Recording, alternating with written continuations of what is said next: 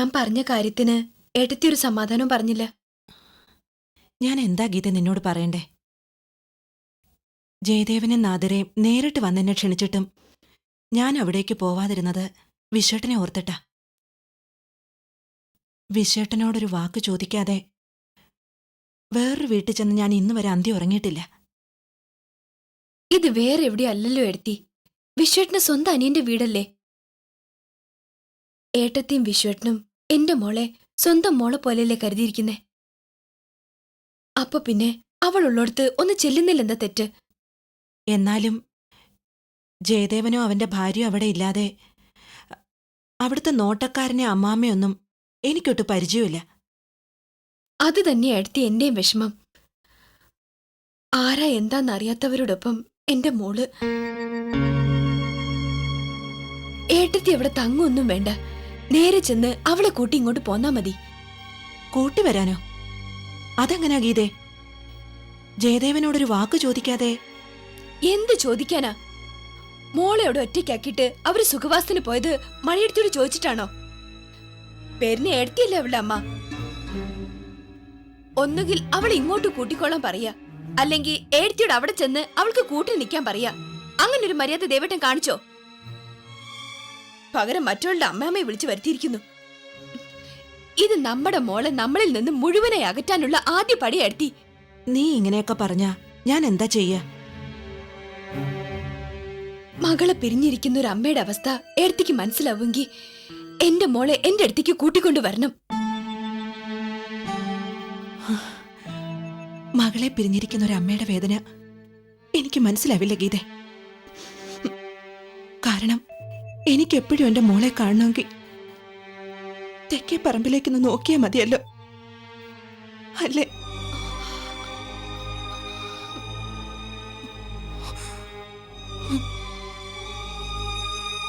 അത് ഏടത്തി, ഞാനൊന്നും മനസ്സിൽ വെച്ച് പറഞ്ഞതല്ല. എന്റെ ഉള്ളിലെ വിഷമം കൊണ്ട്. സാരമില്ല ഗീതേ.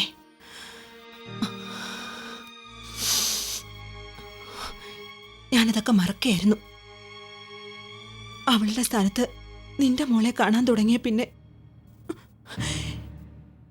എന്റെ ജിഷമോളുടെ അസ്ഥിത്തറ ഞാൻ വിളക്ക് വെക്കാറ് പോലും ഇല്ല.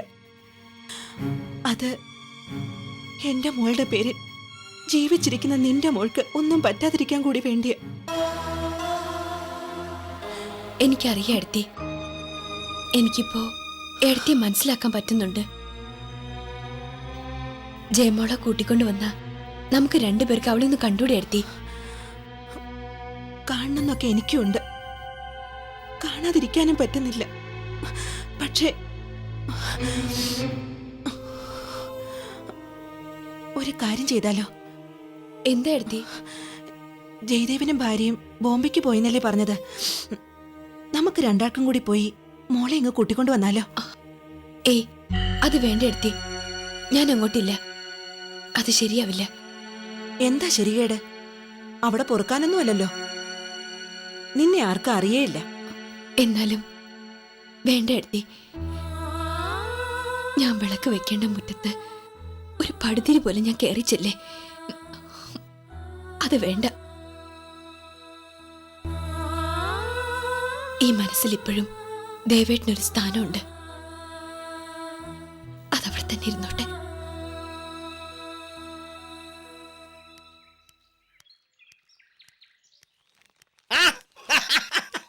കൊച്ചു വന്നോ? ഇതെന്നതാ എത്ര നേരത്തെ? ഇന്ന് ഉച്ച വരെ ഉള്ളൂ. സ്റ്റഡി ലീവിന് കോളേജ് അടച്ചു. ആണോ? അപ്പൊ ഇന്ന് മുതൽ കൊച്ചിന് ഏത് നേരവും വീട്ടിൽ തന്നെ കാണുമല്ലയോ? പിന്നെ എന്ത് ചെയ്യാനാ, എല്ലാവരും കൂടി എന്നെ ഇവിടെ തടവിലിട്ടിരിക്കല്ലേ. ഇതാ കൊച്ചേ പറയുന്നത്. അത്രയും പിടിച്ച് മെസ്സേ കിടത്തിയാ അത് കിടക്കത്തില്ലെന്ന്. അങ്കിൾ, എന്നെ അത്രയ്ക്കങ്ങ് തരം താഴ്ത്തി കാണുമൊന്നും വേണ്ട. നിങ്ങളൊക്കെ കരുതും പോലെ അത്രയ്ക്ക് ഗതിയിട്ട് വന്നതൊന്നും അല്ല ഞാൻ. സൂക്ഷിച്ച് സംസാരിച്ചില്ലെങ്കിലേ പറഞ്ഞ വാക്കൊക്കെ ഒരിക്കൽ തിരിച്ചെടുക്കേണ്ടി വരും.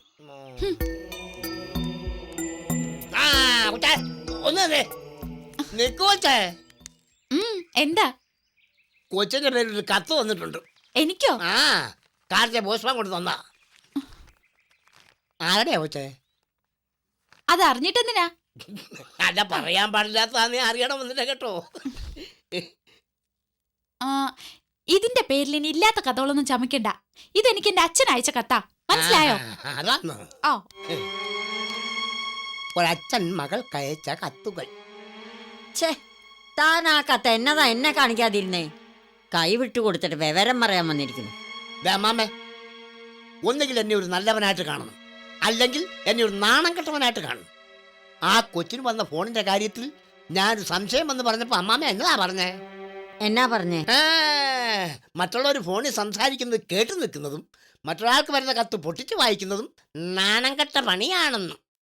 അപ്പൊ പിന്നെ ആ പെങ്കൊച്ചിന് വന്ന കത്ത് ഞാൻ അമ്മാമ്മയുടെ കയ്യിൽ കൊണ്ട് തന്ന് ഞാൻ വെറുതെ പിന്നെ നാണക്കെട്ടവനാകണോ അമ്മാമ്മേ? അത് എങ്കിൽ പിന്നെ താൻ എന്തിനാണോ ഈ വിവരം ഇങ്ങോട്ട് എഴുന്നള്ളിച്ചേ? മനസ്സ് കേൾക്കാഞ്ഞോട്ടാ അമ്മാമ്മേ. ഉണ്ണുന്ന ചോറിനോട് നന്ദിയുള്ളവനായതുകൊണ്ട് എനിക്കതൊന്നും മനസ്സിൽ നിൽക്കുകയില്ല. കേട്ടോ അമ്മാമ്മേ, അച്ഛൻ്റെ കത്താന്ന് ആ കൊച്ചു പറഞ്ഞെങ്കിലും എനിക്കെന്തോ അവരുടെ അന്നരത്തെ ഭാവം കണ്ടിട്ട് ഒരു പന്തിയില്ലായ്മ. From address നോക്കിയോടോ? പിന്നെ ഞാൻ നോക്കാതിരിക്കുവോ? അവിടെ കണാകണമെന്നൊരു ഒപ്പ് മാത്രമേ ഉള്ളൂ. ആ, എങ്കിലത് അവളുടെ അച്ഛൻ്റെത് തന്നെയായിരിക്കും. സന്യാസിമാർക്ക് പ്രത്യേകിച്ച് അഡ്രസ്സൊന്നും കാണത്തില്ലല്ലോ. എൻ്റെ അമ്മാമ്മേ, ഈ എഴുതോടെ എല്ലാ സംശയങ്ങളും അമ്മാമ്മ നിസ്സാരമായിട്ട് തള്ളിക്കളയല്ലേ. അമ്മാമ്മേ, അന്ന് ആശുപത്രി വന്ന് ജിഷക്കുഞ്ഞിനെ കണ്ട ആൻറ്റിയും അന്ന് വന്ന ഫോണും ഇന്ന് വന്ന കത്തുമൊക്കെ ഒറ്റയാളിൻ്റെയാണെന്നാ ഈ എൽദോടെ സംശയം.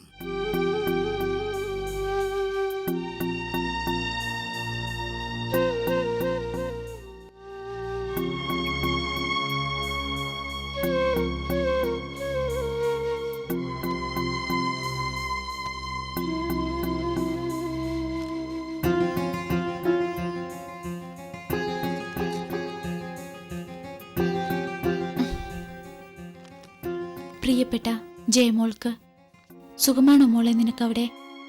വല്യച്ഛൻ നിന്നെ കൈയൊഴിഞ്ഞു പോയെന്നൊന്നും തോന്നരുത്. ഒരു ദിവസം അതുവഴി വരുന്നുണ്ട് നിന്നെ കാണാൻ. അപ്പോഴേക്കും നിന്റെ അച്ഛൻ നിന്നെ തിരിച്ചറിയണമേ എന്ന പ്രാർത്ഥനയാണ് എനിക്ക്. അമ്മയെ മറക്കരുത്. അവളൊരു പാവാ. നീയല്ലാതെ അവൾക്കാരുമില്ല. ആരും. കാലം എല്ലാം നല്ല വഴിയെ എത്തിക്കുമെന്ന് വല്യച്ഛന് വിശ്വാസമുണ്ട് മോളെ. വല്യച്ഛന്റെ സാന്നിധ്യം നിന്നെ അറിയിക്കേണ്ട സമയം അതിക്രമിക്കുന്നുവെന്ന് മനസ്സ് പറയാൻ തുടങ്ങിയതുകൊണ്ടാ ഈ കത്തെഴുതുന്നത്. നിന്റെ കാര്യത്തിൽ സതുദ്ദേശത്തോടെയാണെങ്കിലും വല്യച്ഛനൊരു കള്ളം കാണിക്കേണ്ടി വന്നു. ഈ കത്ത് ജയദേവന്റെ കയ്യിലെങ്ങാനും കിട്ടിയാൽ അതൊരു യോഗമാണെന്ന് നമുക്ക് കരുതാം. മോൾക്ക് സർവ്വ സൗഭാഗ്യങ്ങളും നേർന്നുകൊണ്ട്. പാവം.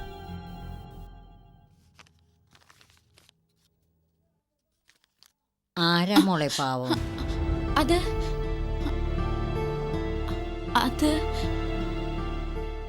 വിളിക്കണ്ട, ഞാൻ കണ്ടു. മനസ്സ് നിറഞ്ഞുള്ള വായനയായിരുന്നില്ലേ? ആരുടെയാ മോളെ കത്ത്? അത് അച്ഛൻ്റെയാ. ആണോ? എവിടെയപ്പോ അച്ഛൻ? സന്യാസിയല്ലയോ? ആ അതെ, അച്ഛനിപ്പോ യാത്രയിലാന്നേ പറഞ്ഞുള്ളൂ. എവിടെയാന്നൊന്നും അറിയില്ല. ആ, വേറെന്തൊക്കെയാ കത്തിലെ വിശേഷം? മോളൊന്ന് വായിച്ചേ, കേക്കാലോ. അത് മടിക്കണ്ട മോളെ, അച്ഛൻ മോളെ കഴിച്ച കത്തല്ലയോ? അതിലിത്ര മടി വിചാരിക്കാൻ എന്താ ഉള്ളേ? മോള് വായിച്ചേ.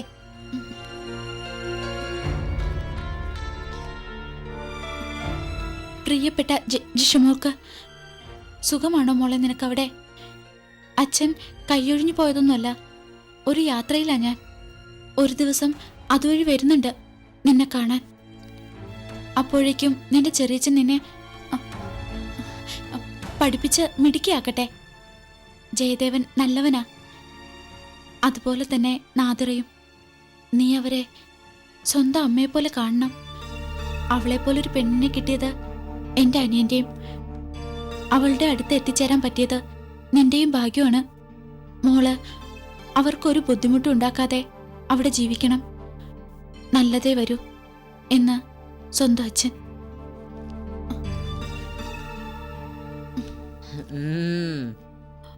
മോളുടെ അച്ഛൻ ഒരു പാവാണെന്ന് തോന്നുന്നല്ലോ. എന്നതായാലും ഇനി ഇങ്ങോട്ട് വരുമ്പോ ഈ അമ്മാമ്മയെ കൂടെ ഒന്ന് അറിയിച്ചേക്കണം. ഒന്ന് നേരിൽ കാണാമല്ലോ. ശരി. ആ, എന്നാ മോളുടെ കാര്യങ്ങൾ നടക്കട്ടെ. അമ്മാമ്മ അങ്ങ് പോയേക്കാം.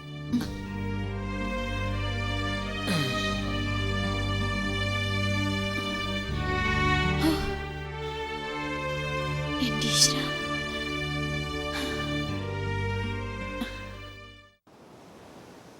അച്ഛനും ആന്റിയും തിരിച്ചു വരുമ്പോഴേക്കും ആ എൽദോയും അമ്മാമ്മയും കൂടി എന്നെ ശ്വാസം മുട്ടിച്ച് കൊല്ലുന്നാ തോന്നുന്നേ. ഹോ, വല്യച്ഛന്റെ കത്തും കൊണ്ട് ഞാൻ പെട്ട പാട്. സകല പദ്ധതിയും ആ കത്തിലൂടെ അമ്മാമ്മ പൊളിച്ച് കൈ തരുന്നു വരെ തോന്നിപ്പോയി. ഛേ, താൻ ചെയ്തത് ഭയങ്കര മണ്ടത്തരമായിപ്പോയി. അവര് മുംബൈക്ക് പോകുന്നു പറയുമ്പോ താൻ തന്റെ സ്വന്തം വീട്ടിലേക്ക് പോകുന്നു പറയണ്ടേ? അതെങ്ങനെയാ? ഇവൾക്ക് അവരോടൊപ്പം പോകാനായിരുന്നില്ല തിടുക്കം. അവസാന നിമിഷം അത് പൊളിഞ്ഞു. പിന്നെ വീട്ടിൽ പോകണമെന്ന് വാശി പിടിച്ചാ അതിന്റെ പേരിലാണെന്ന് വിചാരിക്കില്ലേ? അതുകൊണ്ടൊന്നും മിണ്ടിയില്ല. ഏയ്, അതുകൊണ്ടൊന്നുമല്ല. ഞാൻ ഇവിടുന്ന് പോകുന്നതില് അച്ഛന് വലിയ താല്പര്യമില്ല. വീട്ടിൽ പോയി തിരിച്ചു വരുമ്പോ എന്റെ സ്വഭാവം മാറുന്നാ പറയുന്നേ. അല്ലെങ്കിൽ അച്ഛൻ തന്നെ നേരിട്ട് നിർബന്ധിച്ച് അമ്മാമ്മ എനിക്ക് കൂട്ടിരിക്കാൻ കൊണ്ടുവരുമോ? ആ, നിനക്ക് വീട്ടിൽ പോകണമെന്നുണ്ടെങ്കിൽ അതിനി നടക്കും. ഒരൊറ്റ വാക്ക് പറഞ്ഞാൽ മതി.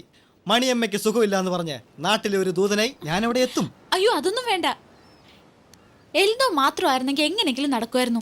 ഇത് പറ്റില്ല. അമ്മാമ്മ ആളൊരു ഭയങ്കരിയാ. മനുവേട്ടൻ അമ്മയ്ക്ക് സുഖമില്ലാന്നും പറഞ്ഞു വന്നാ ഒറ്റ നോട്ടത്തെ അവർ പറയും കള്ളമാന്ന്. അതെങ്ങനെ? അവർക്ക് വല്ല ദിവ്യശക്തി ഉണ്ടോ? അതിനെന്തിനാ ദിവ്യശക്തി?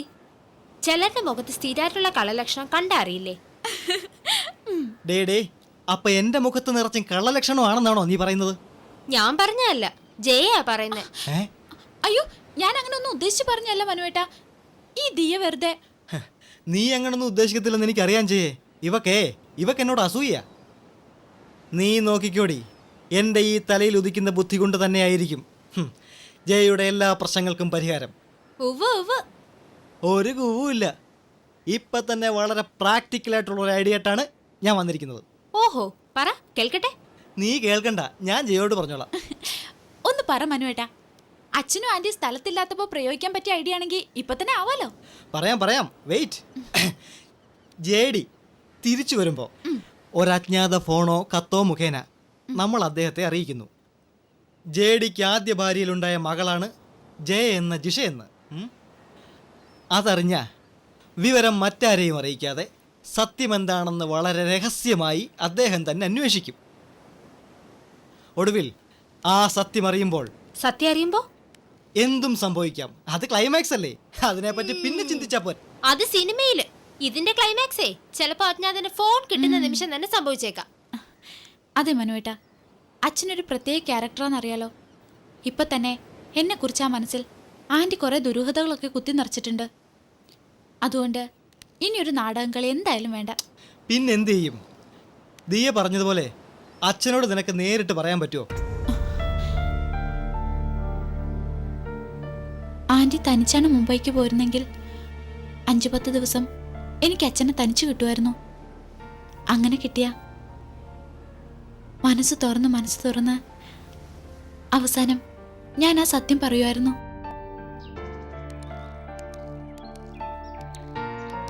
അവരവിടെ എത്തിന്ന് അറിയിക്കാൻ വിളിച്ചതല്ലാതെ പിന്നെ വിളിച്ചിട്ടില്ലല്ലോ. തിരക്ക് പിടിച്ച് ജോലി ചെയ്യും അമ്മാമ്മേ, അതുകൊണ്ടാവും. എന്നതാ ഇത്ര തിരക്ക്? നാദിരമോള് പാടാൻ പോയാ ജേഡി അവിടെ വെറുതെ ഇരിക്കുകയല്ലോ. വലിയ അറിവുള്ള ആളാണെന്ന് പറഞ്ഞിട്ട് കാര്യമൊന്നുമില്ല. വീട്ടിൽ കാത്തിരിക്കുന്നവരുടെ മനസ്സ് കാണാനാവണം. അമ്മാമ്മയൊന്ന് സമാധാനമായിട്ടിരിക്കേ. ഇന്ന് രാത്രി എന്നതായാലും പിടിക്കും. നാദരക്കുഞ്ഞോട് എനിക്കും ചില കാര്യങ്ങളൊക്കെ പറയാനുണ്ട്. വേണ്ട, എന്റെ മോള് അവിടെ ഇരുന്ന് സ്വസ്ഥമായിട്ട് ജോലി ചെയ്തോട്ടെ. അതിനിടെ താൻ ഇവിടെ ഇരുന്ന് അതും ഇതും പറഞ്ഞു കൊടുത്ത് അവളുടെ മനസ്സ് വിഷമിപ്പിക്കണ്ട. എൻ്റെ അമ്മാമ്മ, ഞാൻ പറയാൻ പോകുന്നത് കുഞ്ഞു പോകുമ്പോ എന്നെ പറഞ്ഞേൽപ്പിച്ച ചില കാര്യങ്ങളെ കുറിച്ചാ. അതൊക്കെ താൻ ഇനി അവള് വന്നേച്ച് പറഞ്ഞാ മതി. അവൾ ഇവിടെ ഇല്ലാത്തതിന്റെ ദോഷം ഭാവിയിൽ അവൾക്ക് വരാതിരിക്കാനാ ഞാൻ ഇവിടെ വന്ന് നിന്നത്. അതിനപ്പുറം താൻ ഇനി ഒന്നും ചെയ്യണ്ട. ഒന്ന് പോയേ, എനിക്ക് ഈ ബൈബിൾ ഒന്ന് വായിക്കണം. അത് ശരി. അപ്പൊ ഇത്രയും വയസ്സായിട്ട് ഇത് വായിച്ചു തീർത്തില്ലയോ? ഞാനിതൊക്കെ എപ്പോഴേ വായിച്ചു തീർത്തു. വായിര്. അമ്മാമ്മ, അതാരാ അമ്മാമ്മ വരുന്നത്? ഒരു പെണ്ണാത്മാവാന്നല്ലോ.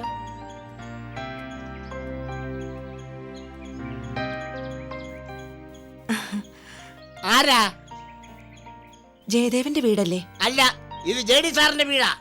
അതെ, ജെഡി എന്ന് വെച്ചാ ജയദേവൻ എന്നാണല്ലോ. ആണോ? ഞാൻ ജയദേവന്റെ ഏട്ടന്റെ ഭാര്യ, ജിഷമോളുടെ അമ്മ. എന്റെ കർത്താവേ, ക്ഷമിക്കണം കേട്ടോ, അറിഞ്ഞില്ല. കയറി വരണം, വരണം. ഈ ആൾക്ക് ആരെ കണ്ടാലും സംശയമാ. മനസ്സിൽ എന്നതേലും കുരുഷ്ടി വയ്ക്കാതെ ഒരാളോടും സംസാരിക്കത്തില്ല. വാ ഇങ്ങോട്ടിരി. എന്റെ അമ്മാമ്മ, ഞാനും അറിയാഞ്ഞിട്ടല്ലയോ. സാരമില്ലേ, അറിയാഞ്ഞിട്ടല്ലേ. എന്നതായാലും വന്നത് നന്നായി. ജിഷമോളുടെ അമ്മയൊന്ന് കാണണമെന്ന് മനസ്സിലുണ്ടായിരുന്നു. ഉടനെ അത് സാധിച്ചല്ലോ. മോള് ട്യൂഷൻ പഠിക്കാൻ പോയേക്കുവാ. കോളേജ് അടച്ചേക്കുമല്ലയോ, അതുകൊണ്ട് ഉച്ചയ്ക്ക് മുമ്പ് ഇങ്ങ് എത്തും. മോളെ കാണാൻ തിടുക്കായി അല്ലയോ? സാരമില്ല, അവളുടെ മുറിയിലോട്ട് ചെന്ന് ഇച്ചിരി ഒന്ന് വിശ്രമിക്കുമ്പോഴേക്കും മോളിങ്ങെത്തും. എൽദോ, എന്തോ? മോളുടെ അമ്മയ്ക്ക് അവളുടെ മുറി ഒന്ന് കാണിച്ചു കൊടുത്തേ. ഓ. ഞാൻ ഈ തുറന്നു വെച്ച ഭാഗം ഒന്ന് വായിച്ചേച്ച് വരാം. ബൈബിള് തുറന്ന് ഇച്ചിരിയെങ്കിലും വായിക്കാതെ അടച്ചു വെച്ചാ മനസ്സിനൊരു സ്വസ്ഥത കിട്ടത്തില്ല. ദോഷമാ. അമ്മാമ്മ വായിച്ചോ, ഞാൻ അകത്തിരുന്നോളാം. ആ ശരി. വാ, വന്നാട്ടെ.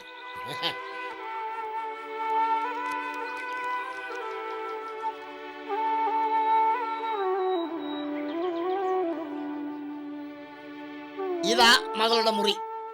ഇവിടെ മതിയോ അതോ വേറൊരു മുറി ഒഴിച്ചിടണോ? അയ്യോ, അതൊന്നും വേണ്ട. ഞാൻ എന്റെ മോള് വന്നാൽ ഉടനെ അങ്ങ് പോവും.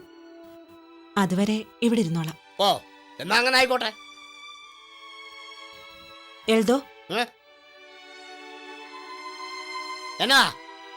അല്ല, മോള് പറയാറുണ്ട് എഴുതോയെ കുറിച്ച്. എന്നതാ പറയുന്നത്? ഞാൻ കൊള്ളരാത്തവനാണോ? അയ്യോ അല്ല, വളരെ നല്ലതായിട്ടാ എന്നോട് പറഞ്ഞ്. എന്നാ അത് കള്ളവാ. ഞാൻ നിങ്ങളുടെ കൊച്ചിനെ ദ്രോഹിച്ചിട്ടേ ഉള്ളൂ, ഇനിയും ദ്രോഹിക്കും. അതാ എഴുതോ. അതൊന്നും എഴുതോ ചെയ്യില്ലെന്ന് എനിക്കറിയാം. നിങ്ങളൊരു പാവാ, അത് കണ്ടാലറിയാം. ദേ, എനിക്ക് മോസ്തുതി ഇഷ്ടമല്ല. വേണ്ട, പക്ഷേ എനിക്കെന്റെ മോളെക്കുറിച്ച് അറിയാനുള്ള കാര്യങ്ങൾ ചോദിച്ചൂടെ? നിങ്ങളുടെ മോളെ കുറിച്ച് നിങ്ങൾക്കറിയാവുന്നതിനേക്കാൾ കൂടുതൽ എനിക്കെന്നതാ അറിയാവുന്നത്. കുറച്ചു നാളായിട്ട് നിങ്ങളുടെ കൂടല്ലേ എന്റെ മോള്. അവൾക്കിവിടെ സുഖമാണോ, നിങ്ങളോടൊക്കെ അവള് നല്ല രീതിയിലാണോ പെരുമാറുന്നത് എന്നൊക്കെ അറിയാൻ അവളുടെ അമ്മയ്ക്ക് ആഗ്രഹം ഉണ്ടാവില്ലേ? ഉണ്ടായിക്കോ, അതിനെനിക്കെന്നതാ. അതിഥികൾ വീട്ടിൽ വന്നാ അവർക്ക് മുറി കാണിച്ചു കൊടുക്കുക, അവർക്ക് കുടിക്കാൻ തിന്നാനും കൊടുക്കുക, ഇതൊക്കെയാ എന്റെ ജോലി. നിങ്ങൾക്ക് ദേ മുറി കാണിച്ചു തന്നു. ഇനി ഞാൻ ചെന്ന് കുടിക്കാനും കുറയ്ക്കാനും എന്തെങ്കിലും എടുത്തോണ്ട് വരാം. അല്ലെങ്കിൽ ആ അമ്മാമ്മയുടെ വായിരിക്കുന്ന മുഴുവൻ ഞാൻ കേൾക്കേണ്ടി വരും. അറിയാമോ? ആ.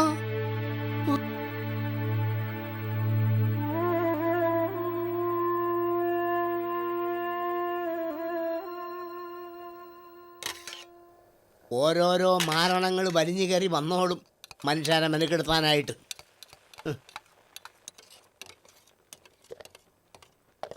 വിരുന്നുകാരുള്ളപ്പോ സ്പെഷ്യൽ ഒന്നും വേണ്ടായോ? പിന്നെ വെജിറ്റേറിയൻ ആയതുകൊണ്ട് പപ്പടവും പരിപ്പും പ്രഥമനും കൂട്ടിയോടെ ഊണൊരുക്കുക. എന്താ പോരെ? താൻ എന്നെ കളിയാക്കുക? എൻ്റെ അമ്മാമ്മേ, ഇതൊക്കെ കാണുമ്പോൾ കളിയല്ല, കളിയാ വരുന്നത്. ആ കൊച്ചുകൂടെ ഒറ്റക്കൊള്ളപ്പം തന്നെ മനുഷ്യന് സ്വസ്ഥതയില്ല. അതിനിടെ തള്ളയെ കൂടെ പൊറുതിയായാൽ പിന്നെ ഈ കുടുംബം കുട്ടിച്ചോറായി പോകത്തില്ലയോ? അതൊന്നും ഇല്ലടോ. അല്പന അർത്ഥം കിട്ടിയ കൂട്ട് ആ കൊച്ച് അർദ്ധരാത്രിയിൽ കൊട പിടിച്ച് നടന്നു എന്ന് വെച്ച് അതിൻ്റെ തള്ള അങ്ങനെ ആവണമെന്നൊന്നും ഇല്ലല്ലോ. അവിടുന്ന് പഠിപ്പിച്ചോട്ടതായിരിക്കത്തില്ലയോ അമ്മാമ്മേ ആ കൊച്ചു ഇവിടെ കൊണ്ടുവന്ന് ചിലവാക്കുന്നത്? അപ്പം പിന്നെ കൊച്ചിൻ്റെ നാക്ക് വെച്ച് തള്ളയുടെ നാക്കിന് നിങ്ങൾ അളക്കാൻ പറ്റത്തില്ലയോ? ഏയ്, ആ സ്ത്രീയെ കണ്ടിട്ട് എനിക്ക് അങ്ങനെ ഒരു കുഴപ്പക്കാരിയായിട്ടൊന്നും തോന്നുന്നില്ല. ആദ്യവാദ്യമൊന്നും തോന്നത്തില്ല. അണ്ടിയോട് അടുക്കുമ്പോഴല്ലേ മാങ്ങാടെ പുളിപ്പറിയത്തുള്ളൂ. എൻ്റെ അഭിപ്രായത്തിൽ ഇതൊരു ആസൂത്രിതമായ നുഴഞ്ഞുകയറ്റമാണെന്നാ. ആസൂത്രിതമായ ജെഡി സാറും നാദര കുഞ്ഞും മുമ്പയ്ക്ക് പോയ കാര്യം ഈ കൊച്ചു വിളിച്ച് പറഞ്ഞു കാണും. എന്നതായാലും ഒരു കണ്ണ് നല്ലതാ. ആ, അതൊക്കെ ഞാൻ നോക്കാം. താൻ വേഗം വല്ലതും വെച്ചോളമ്പാൻ നോക്ക്. ആ, അത് ഞാൻ നോക്കിക്കോളാം. വെക്കലും വിളമ്പലും ആണല്ലോ എൻ്റെ ജോലി.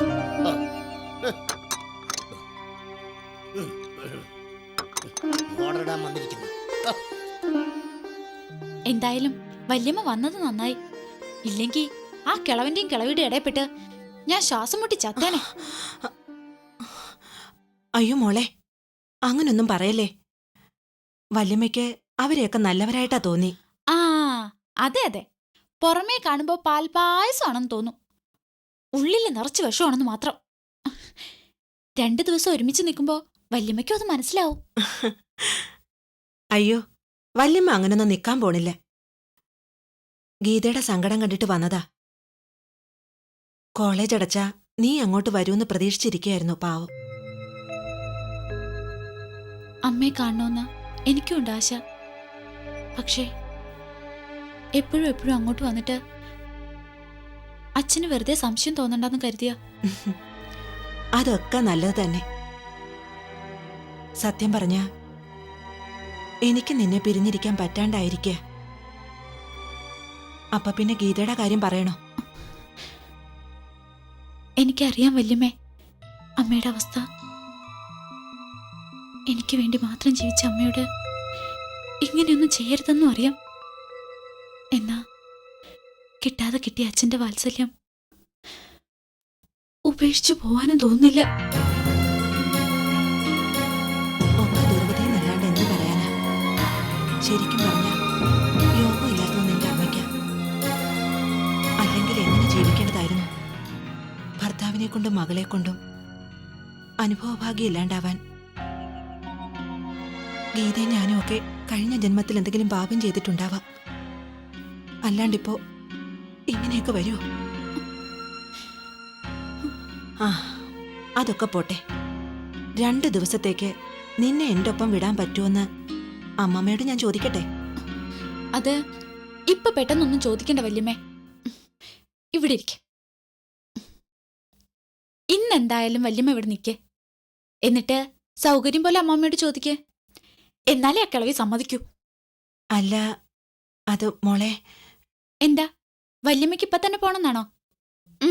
അതും ഞാൻ സമ്മതിക്കില്ല. ഇന്ന് എനിക്ക് പ്രതീക്ഷിക്കാതെ കിട്ടിയ സന്തോഷ വല്യമ്മയുടെ വരവ്. നമുക്ക് നമ്മുടെ സങ്കടങ്ങളൊക്കെ പങ്കുവെച്ച് ഇന്നിവിടെ കൂടാം. എന്നിട്ട് അമ്മാമ്മയോട് മയത്തി കാര്യങ്ങളൊക്കെ പറഞ്ഞ് നാളെ നമുക്ക് ഒരുമിച്ച് പോവുകയും ചെയ്യാം.